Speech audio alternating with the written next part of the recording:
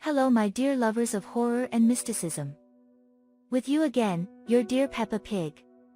And today an incredible story awaits you. Sit back and I'll begin. The story I'm about to tell you happened to me personally, in mid-October 1989. I, then quite a young man, went on another adventurous kayaking trip through the lakes of Karelia with my buddy Dimka, who was about 7 years older than me. Such trips usually took us about a week. That fall we were kayaking down the Suna River. We spent the first few nights in a tent, but on the fifth night we accidentally stumbled upon a forest hut of local Karelians standing on one of the small wooded islands. In the evening the weather turned bad. Clouds came from somewhere, drizzling with a nasty little rain. It was a good luck to find such a place for overnight stay. Having arrived, we unloaded, pulled out the kayak and turned it upside down. We didn't have to look for a road for a long time, only one path led to the cabin, the rest of the sides of the cabin were impassable, because everything was overgrown with small bushes. At that time people did not steal as they do now. There were enough utensils in the hut, mattresses, dishes, candles. There was even a kerosene burner. I don't even speak about a week's supply of food, a whole shelf of 1-liter glass jars in which cereals, pasta, and other food that could be kept for a long time was hidden from mice. There was even a small cellar in the cabin, where there was a can of stew, a couple of cans of pearl barley and pork, and even a cup of vodka. Also in the cellar for some reason lay a small icon of St. Nicholas. Now I know who was depicted on the icon, but back then orthodoxy was a blank spot on the map of my world. The hut itself was a log cabin made of dead wood. The cracks between the logs were filled with dry moss, there were bunks along the walls, and in the center there was a table, so it was convenient to sit at the table and sleep at it. The table leaned against the end wall of the hut, and there was a window in the wall just above it. Another window was above a small table, next to a metal stove. There was also a small table, like a kitchen table, with a pine block under it, which served as a stool. In general, it was a very cozy and warm place. Even the front door was insulated from the inside with fiberglass with a thick layer of batting under it.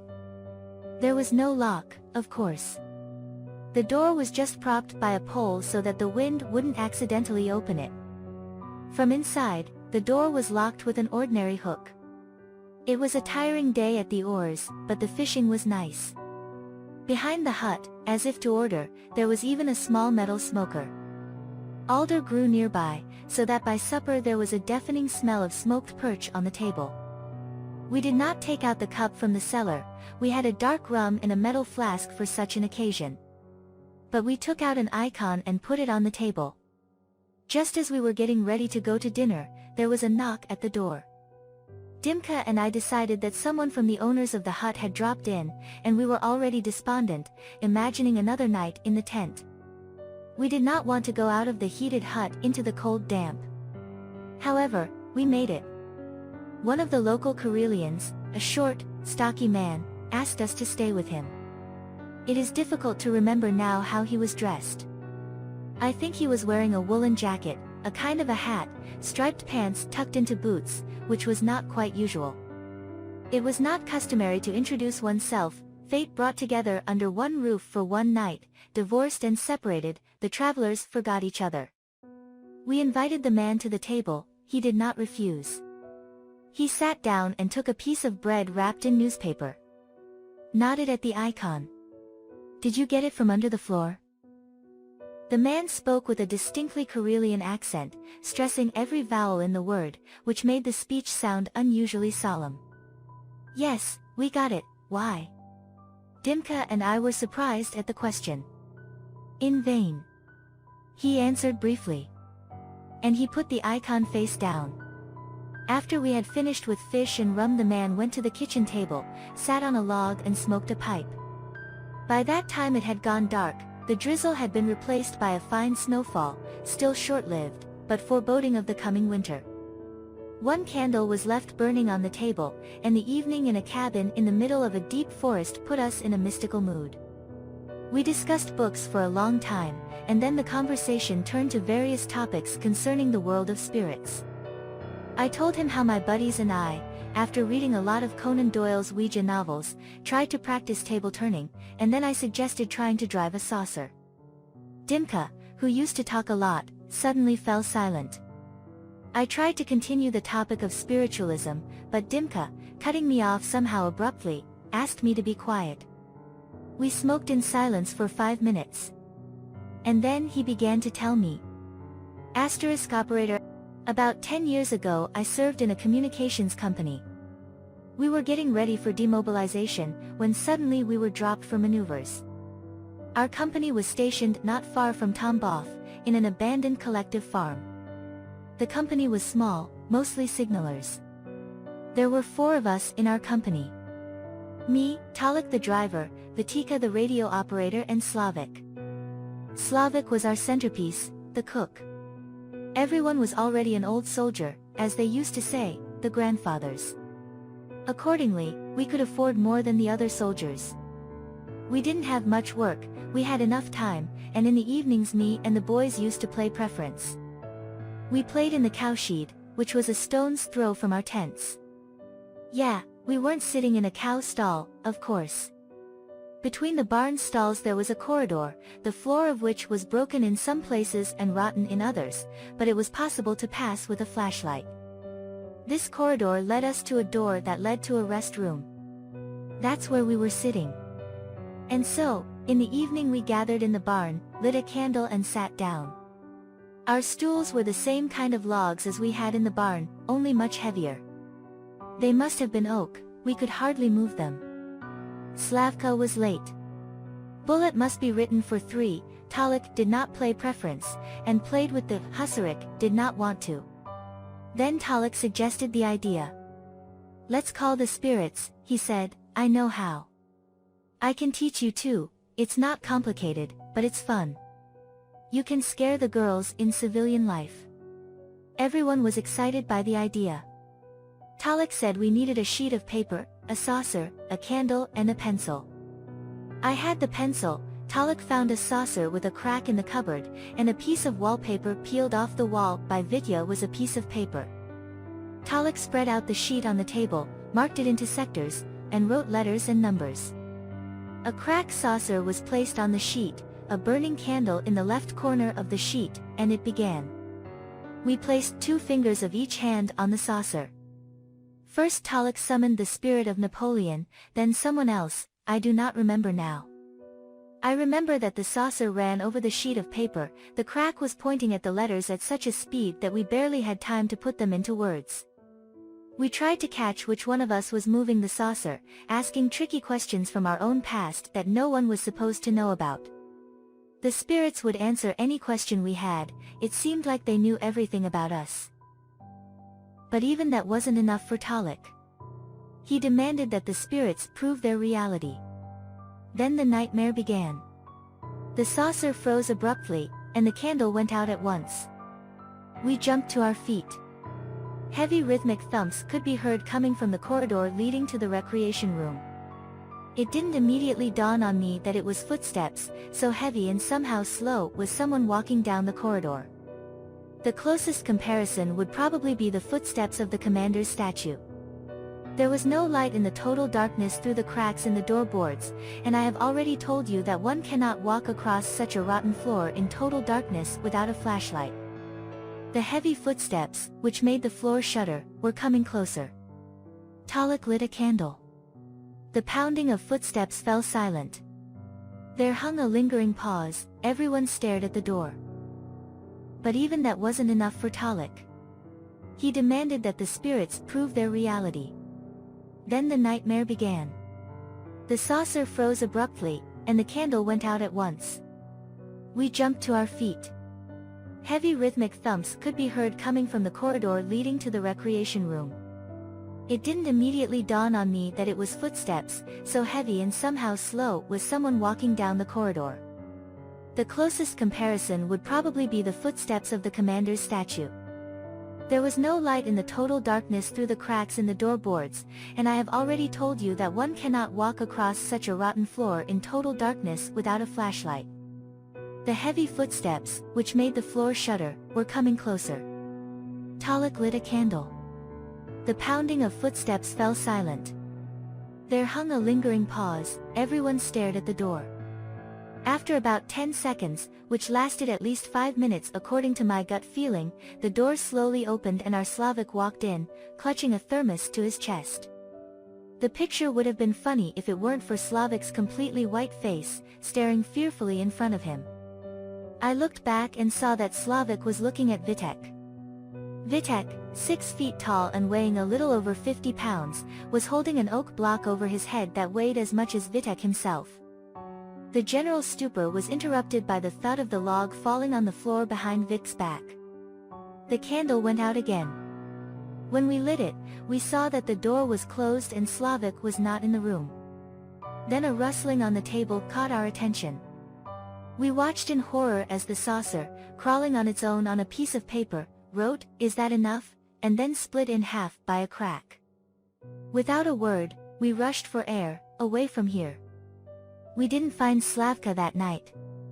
He was found in the morning, behind the village. He had been nailed with a pitchfork through his chest to the back wall of the barn. The blow had been so hard that his chest had been pressed inward. Slavka's blue face was terribly mangled, as if it had been hit with a sledgehammer, his eye dangled on a string of nerves. I still dream about that picture.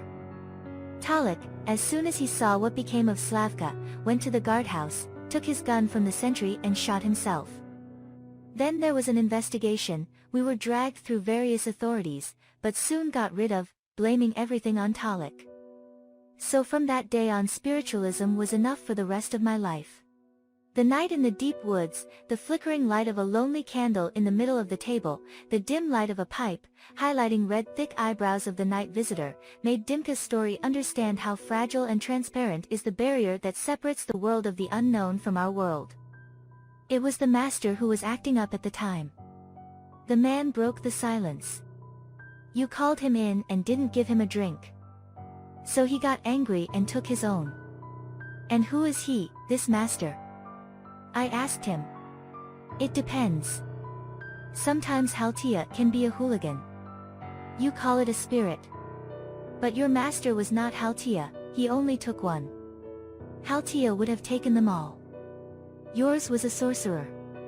Didn't have time to give up his power before he died, so he was pissed off, undead. How do you know? Dimka got excited. I know. And it's time for you to sleep. The man puffed on his pipe, and we passed out, like an anesthetic. In the morning, when we woke up, we saw that the man was gone. We decided that he had gone quietly, quickly boiled the kettle on the stove, and at the same time burned in it the remains of yesterday's dinner. While we were waiting for the boiling water, we got ready for the road. But when we opened the door, we were a bit surprised. More precisely, we were stunned. The snow that had fallen that night was a thin layer all over the clearing surrounding the hut. And in this snow there was no trace, neither to the hut, nor from the hut. Thinking that the man decided to play a trick on us, we went back to the hut. There was absolutely nowhere to hide, but we checked everything possible. We looked under the bunk, stuck his nose in the basement. Icon of Nicholas the Wonderworker again lay in the cellar. The man was nowhere to be found. The only evidence of his visit was a rolled up, forgotten on the table. Having opened it, we were stunned for the second time. The piece of newspaper, Karelian Commune, dated already on July 20, 1928, had a huge piece of rye bread, completely inedible due to its fossilization. The roll also flew into the stove, where it immediately burst into flames as if the bread had been soaked in alcohol. We took our luggage and went to the shore, where the overturned kayak lay. There we were stunned for the third time. Thin as paper, the morning shore ice was untouched along the entire shore. That is, no one had come or gone on the island. The weather in the morning did not resemble yesterday's. It was absolutely calm. The kayak was sailing along the perfect mirror of the lake, in which the blue sky was reflected. The air was crystal clear, cool in the morning, as if the kayak was suspended between the water and the sky, and it was unclear where the one ends and the other begins. The sun had already risen above the horizon, shining through the golden autumnal crowns of the trees growing on the shores of the lake. The bark of the pines also seemed golden in these rays, and the whole landscape breathed so peacefully that all our nightly experiences began to fade into oblivion. But still, we had to be surprised once more. Away from the island, about 100 meters away, we saw in a small cove a waving ball of gray fog. Deciding at least here to find out what was what, we swam to the ball. But before we swam 10 meters we saw a dinghy with 2 women sitting in it. Both of them had smoking pipes sticking out of their mouths. "Well, that's a hell of a smoke," snorted Dimka. We laughed softly, holding back so as not to accidentally knock over the laden kayak. But we still swam up to the boat. It was interesting, what kind of a man had spent the night with us. After listening to our description of the man, an aunt said, "This is Fedka Lezanin, our daddy. He was a good man, he didn't refuse any weddings. But he died a long time ago, 50 years ago. My mother told me about him, how he suffered, he couldn't give his power to anyone. Our people were all Komsomol members. They didn't believe in fairy tales, they didn't want to deal with a sorcerer. They'd forgotten how much good he'd done to people." "Yes, that's right, Fedia. He brought my father up when his back was broken by a pine tree." "Yes, it seems to people now, too," said the second one. "Well, if you're alive, it means our daddy liked you. He who leaves him alive won't be sick for a year," added the first. "Did he leave you anything there?" asked the second one. "He left something for you, a rotten dried out piece of paper. Did you take it?" "No, of course not. Burned it in the stove." "What fools. He was leaving you his power through the bread. Now you can't go back to the house, you'll be in trouble. Fedi is angry now. You won't get out alive." Perplexed, we said goodbye to the Karelians. 3 or 4 hours later we swam out to the glades, where we stopped a passing lumber truck that dropped us off at the railway station. We had never been in those parts again. I don't know if it was Fedka who helped me or if our hikes made me stronger, but I hadn't sneezed once since that trip in about 2 years. I remembered more than once that I was sorry I had burned it. If you like Friends, subscribe to the channel, put likes and write comments, and see you tomorrow. I kiss your Peppa Pig.